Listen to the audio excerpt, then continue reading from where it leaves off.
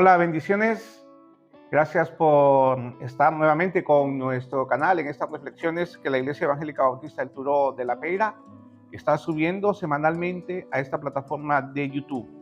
Continuamos con este estudio acerca de la armadura de Dios. Hablábamos en los videos anteriores acerca de este blindaje que el cristiano debe tener en esta guerra, una guerra espiritual, en la cual nuestros enemigos son tanto el mundo, Satanás y la carne. Estos son los enemigos que la Biblia nos define para el creyente, una guerra que comenzó, decíamos en los estudios anteriores, desde el momento mismo en el cual entregamos nuestra vida a nuestro Señor Jesucristo. Desde ahí nos declaró el enemigo de nuestras almas, la guerra, y somos constantemente bombardeados a través de nuestra mente. Él va colocando pensamientos que nos quiere hacer dudar acerca de las promesas de nuestro buen Dios, que nos quiere hacer dudar acerca de ese amor, de ese cuidado y protección especial que Dios tiene para todos y cada uno de sus hijos. Y para podernos blindar entonces de todos sus ataques, necesitamos tener la armadura de Dios. Es vamos a decir un consejo, o mejor dicho un mandato, que el apóstol Pablo le hace a los creyentes de la iglesia de Éfeso, y obviamente se aplica a todos los creyentes donde quiera que estemos, en el año en que estemos y en la situación en la cual nos encontremos. Pablo entonces les escribe haciendo una analogía, una comparación de los rudimentos, o vamos a decir de los elementos o las armas que debía tener el soldado romano de aquel entonces cuando iba a combate. Así que para que ellos pudieran ilustrarse de cómo es esta guerra, este combate espiritual, entonces Pablo utiliza como ejemplo esta armadura de los soldados romanos. El capítulo que estamos estudiando entonces se encuentra en el capítulo 6 de la carta a los Efesios. Dice el verso 12, porque su lucha no es contra carne y sangre, sino contra principados, contra gobernantes, contra los poseedores de este mundo, de tinieblas, y contra los espíritus malignos que están bajo los cielos. Por esta causa, vístanse de toda la armadura de Dios para que puedan resistir al maligno, estando preparados en todo y que puedan permanecer firmes. Estén pues firmes y ciñan sus lomos con la verdad y vístanse con la coraza de la justicia y calcen sus pies con la buena voluntad del evangelio de la paz. En esta ocasión vamos a hablar acerca del calzado que debe de utilizar el creyente. El calzado que utilizaban los romanos consistía en una especie de botín con una suela muy gruesa, y esta suela por debajo llevaba unos clavos. Más o menos imagínense como las zapatillas deportivas que utilizan los futbolistas, para aquellos pues que hemos jugado fútbol y que hemos tenido esto que le llaman los tacos de fútbol. No tacos de pollo, hermanos, tacos de comer, sino que estas zapatillas deportivas que son especiales para jugar en una cancha de fútbol, no una de estas canchas artificiales, porque ahí se juega, sí se puede jugar bien, pero es mejor ahí con otro tipo de zapatilla.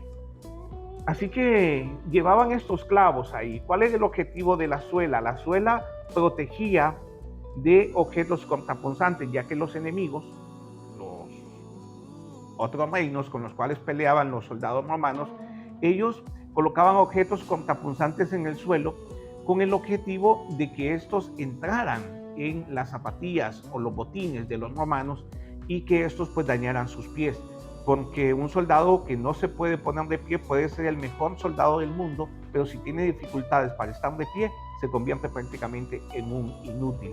Así que con esa esperanza colocaban ellos, y los romanos contrarrestaban todo esto con esos botines que ya mencioné anteriormente, una suela muy gruesa, y para no deslizarse pues colocaban clavos abajo de esos botines, lo que les daba firmeza y estabilidad al momento del combate cuerpo a cuerpo, donde ya dijimos que se usaban pues unas especies de dagas cortas para este tipo de lucha. Así que nos está diciendo el apóstol Pablo, ya nos ha dicho que debemos de ceñir nuestros lomos con la verdad. Y hablábamos, ¿no?, que debemos no solamente de hablar la verdad, sino que también de practicar esa verdad, de vivir conforme a aquello que predicamos, especialmente los que predicamos, ¿no?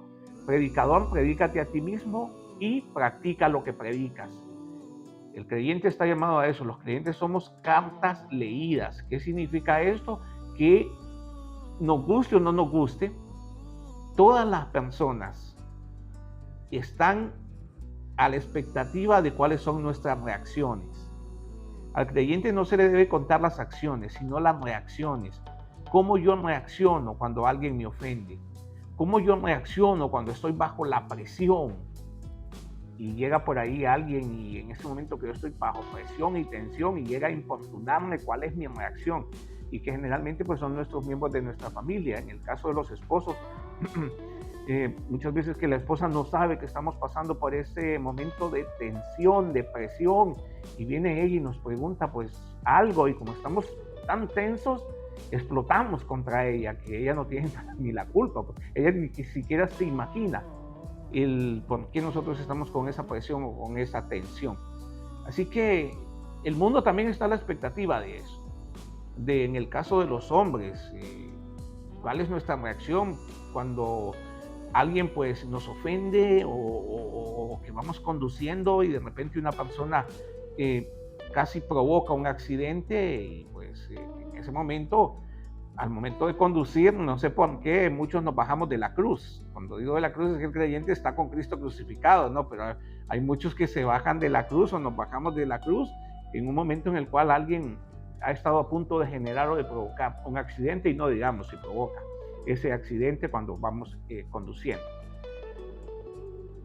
Debemos entonces saber eso, que somos cartas leídas, y que nos guste o no las demás personas, lo primero que van a hacer es, si nosotros reaccionamos de una manera incorrecta a lo que dice la palabra de Dios, lo primero que van a decir es, uy, para ser creyente como tú, o para ser creyente como vos, o para ser un creyente como usted, mejor no soy nada. Por eso significa ser cartas leídas. Es tremenda responsabilidad la que tenemos los creyentes. Así que también nos decía, ¿no?, que debemos de colocar la coraza de justicia. Y ya hablábamos, ¿no?, de la protección que da la coraza, o que daba la coraza al soldado romano, como un chaleco antibalas en este tiempo. Y nuestra coraza de justicia no es la justicia que nosotros podemos generar, sino la justicia que viene de Cristo. Es la justicia que Dios acepta. Todas nuestras justicias delante de Él son como trapos de inmundicia. Ya explicamos, ¿no?, que son esas toallas sanitarias que en aquel tiempo no habían y se usaban una especie de trapos que las mujeres pues utilizaban para ese flujo que sale de su cuerpo mes a mes. Y ahora nos dice el apóstol Pablo, entonces hay que calzarnos con el calzado, valga el juego de palabras, que es el evangelio, las buenas nuevas de Dios. Pero no solamente está hablando de que debemos de predicar el evangelio, sino que ese evangelio primero tiene que hacer o generar un cambio en mí. Cuando el evangelio transforma mi vida, cuando el evangelio cambia mi vida, entonces es cuando se produce una expectación en los demás que vienen a alabar y a glorificar el nombre de Dios. Muchas personas se han convertido por el testimonio de otras personas, porque conocieron a esas personas cuando no eran creyentes y miraban el estilo de vida que llevaban. Pero una vez que el evangelio ha transformado esa vida y han visto que ya no se comporta como antes se comportaba, que ya no dice las palabras que antes decía, que ya no reacciona como antes reaccionaba, entonces estas personas se maravillan tanto que algunas de ellas dicen, yo quiero ser como tú. Vean, primero decíamos, para ser cristiano como tú mejor no soy nada. Pero cuando dejamos que el evangelio haga lo que tiene que hacer en nuestras vidas, cuando Dios pasa el bisturí, estoy haciendo una comparación, ¿no?, de cuando una persona la operan y digamos que lo operan de un tumor, de un cáncer, y se pasa el bisturí para abrir el cuerpo y sacar, extirpar aquello que no conviene que esté ahí. Entonces cuando Dios pasa su bisturí, cuando Dios hace esos cambios en nuestra vida, que lógicamente muchos de esos cambios duelen, porque tenemos que dejar muchas cosas a las que estamos aferrados. Entonces cuando ese cambio se produce, hay personas que le entregan su vida a Jesús, porque sí, como dije anteriormente, hay personas que quieren ser como nosotros. Así que, ¿qué cambio ha producido el Evangelio en nuestras vidas? ¿Estamos con ese calzado adecuado? Mire que para cada deporte que se practica existe un tipo de zapatilla deportiva especial. Las zapatillas que se usan, por ejemplo, deportivas para el golf, no son las mismas que se utilizan para el juego de tenis.